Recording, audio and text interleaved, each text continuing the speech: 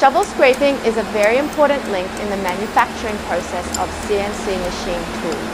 Industry insiders know that the accuracy of machine tools will never be higher than the mother machine. That can only be achieved through shovel scraping and grinding.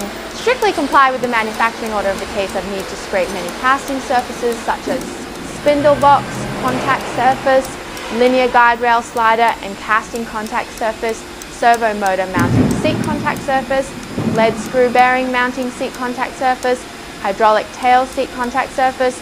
The rest of the position, please interact with professionals. In addition, on the basis of unqualified materials, the significance of shovel scraping is not large.